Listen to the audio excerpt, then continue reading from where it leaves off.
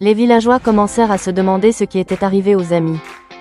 Certains pensaient qu'ils avaient simplement abandonné leur voiture et étaient partis à pied, mais d'autres étaient convaincus que quelque chose de sinistre s'était produit.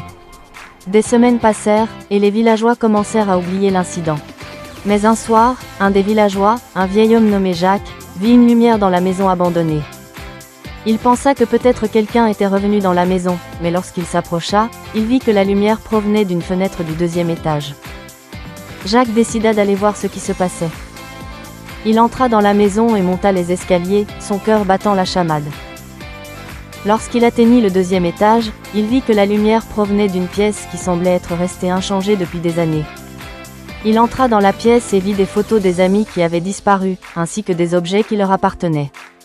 Et puis, il vit un message écrit sur le mur, « Nous sommes toujours ici ».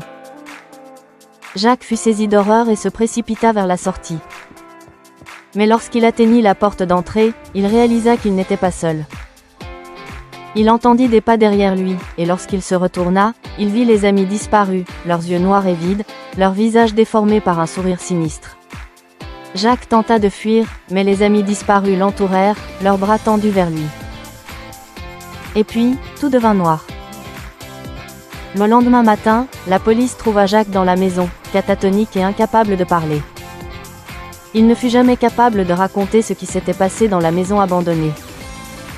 Et la maison resta là, silencieuse et menaçante, attendant sa prochaine victime.